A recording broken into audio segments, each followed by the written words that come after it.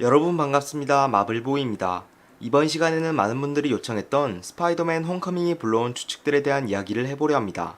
현재 2회차까지 보고 오는 바람에 꽤나 기다리셨던 분들이 많다고 생각되는데 일단 크게 세 가지 부류로 나누어 보았고 첫 번째는 스파이더맨 홈커밍을 통해 할 수 있는 인피니티 워에 대한 추측입니다. 인피니티 워의 개봉이 가까워지고 있기 때문에 요즘 따라 인피니티 워에 대한 영상들을 많이 업로드하고 있다는 점을 양해 바랍니다. 우리가 스파이더맨의 연기와 액션에 심취해 있을 때 중요시 여기지 않았던 장면이 있습니다. 바로 스타크 타워를 팔아넘기고 스타크는 자신이 본 거지를 다른 곳으로 옮겼다는 것이죠. 이는 앞전 영상에서도 누누이 말했다시피 인피니티 워의 컨셉 아트에서 보이는 대로 다량의 슈트를 제작하기 위함이기도 하며 뉴욕의 중심부에 계속 있게 된다면 자신으로 인해 피해가 확산될 경우를 생각했기 때문인 것으로 보이는데 여기서 스타크가 다량의 슈트들을 제작한 이유는 두 가지로 볼 수 있습니다. 타노스에 대한 이야기를 들었다거나 혹은 기존에 있던 다수의 영웅들이 타로크 잠적하면서 그 빈자리를 채우기 위해 수트들을 제작한 것이다로 볼 수 있겠죠. 그런데 타노스에 대한 이야기를 닥터 스트레인지나 토르 혹은 다른 이로부터 듣게 되었다면 비전이 콜버스 글레이브와 프록시마 미드나이터에게 그렇게 쉽게 인피니티 스톤을 빼앗기지 않았을 것입니다. 그러므로 토니 스타크가 다량의 슈트들을 제작하는 목적은 현재 잠적한 영웅들의 빈자리를 메꿔두기 위함인 것으로 볼 수 있겠죠.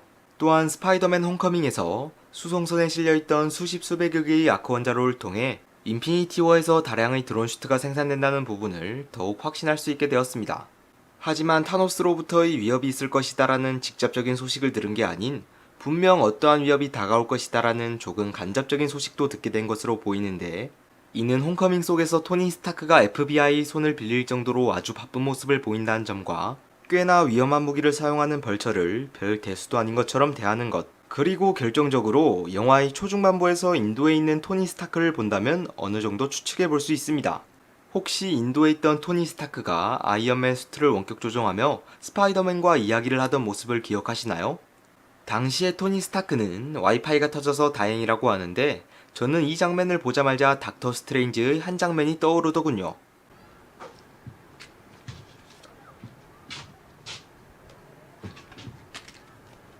What's this, my mantra? The Wi-Fi password. We're not savages. 혹시 토니 스타크가 닥터 스트레인지와의 대면을 통해 어떠한 위협이 있을 것이란 것을 알게 된 것은 아닐까요? 참고로 닥터 스트레인지가 처음 수련했던 카마르타지는 인도의 옆인 네팔에 위치해 있기 때문에 굳이 인도를 거쳐서 네팔에 간다는 설정은 아닌 것으로 보이고 아마도 닥터 스트레인지에서 와이파이 비밀번호에 불과했던 샴발라에서 수련하고 있는 닥터 스트레인지를 찾아갔을 것이다 라는 가능성이 있는 것이죠. 비슷한 위치에서 토니 스타크가 굳이 와이파이를 이용하여 수트를 원격 조종한다는 설정을 가지므로 닥터 스트레인지에서 와이파이 비밀번호였던 샴발라를 떠올리게 하는 것은 과연 우연일까요? 여기서 실제 신화 속 샴발라는 내륙아시아 어딘가에 존재한다고 알려져 있지 정확한 위치는 알려져 있지 않은데 샴발라의 위치를 영화 속에서 가상의 공간을 인도로 잡았다면 충분히 토니 스타크가 저곳에 있는 것에 대한 이유가 생깁니다. 개인적으로 스파이더맨이 한창 고생할 때 토니 스타크가 인도에서 닥터 스트레인지를 만나지 않았나 추측해보는 바입니다. 두 번째는 등장할 가능성이 더더욱 높아진 마일즈 모랄레스입니다. 현재까지 마일즈 모랄레스가 등장할 만한 근거로는 아론 데이비스의 조카이다라는 근거밖에 존재하지 않았으나 아론 데이비스의 역을 맡은 도널드 글러버는 이전에 마일즈 모랄레스의 성우를 맡은 적이 있기도 했다고 알려져 있고 조금 충격적인 것은 이번 영화에서 추후 마일즈 모랄레스의 등장을 확실시할 수 있는 한 가지가 더 있었다는 것입니다. 바로 스파이더맨이 에런 데이비스를 신문할 때 등장한 에런 데이비스의 차량 번호판입니다. 약 2초도 안 된 장면 속에서 나오는 차량 번호판에는 UCS-M01이라고 적혀져 있는데 이것이 마일즈 모랄레스가 공식적으로 탄생하게 된 얼티밋 코믹스 스파이더맨 1편을 가리키는 것으로 보인다는 것이죠. 물론 제가 오버한 것일 수도 있지만 확실히 이 장면을 지나쳐간 이유는 간접적으로 마일즈 모랄레스의 등장을 예고하고 싶었던 마블이 남긴 떡밥은 아니었을까요? 확실히 아무런 의미를 부여하지 않았다거나 우연의 일치라 보기에는 꽤나 강력한 근거가 될 것 같고 개인적으로 마일즈 모랄레스의 등장은 비공식적으로 확정이라고 보고 있는 바입니다. 그렇다면 예전에 스탠리가 언급한 적이 있는 인피니티 워에 등장할 새로운 캐릭터 중 하나가 될 가능성도 있을 것으로 보입니다. 마지막 세 번째는 언젠가 울트론이 영화 속에 다시 한번 등장하지 않을까라는 추측입니다. 어벤져스 에이지 오브 울트론에서 비전은 마지막 남은 울트론 하나까지 모조리 제거했습니다.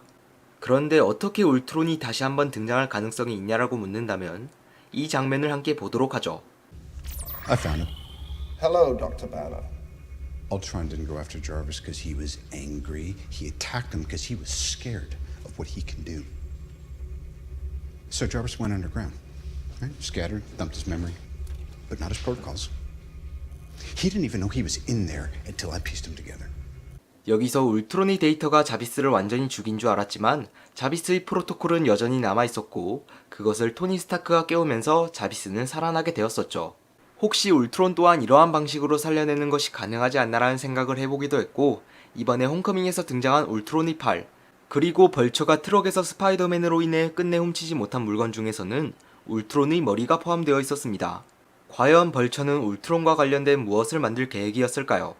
저는 울트론에 관련된 정보를 웹서핑을 통해 찾아보다가 이것과 관련돼 있을지도 모르는 한 가지를 발견하였는데 바로 가디언즈 오브 갤럭시 2편이 개봉하고 약 3주 정도 지난 2017년 5월 27일 가디언즈 오브 갤럭시 미션 브레이크아웃 디즈니 캘리포니아 어드벤처에서 콜렉터의 보관함을 배경으로 마블의 다양한 이스터에그들이 공개되었다는 글이었습니다.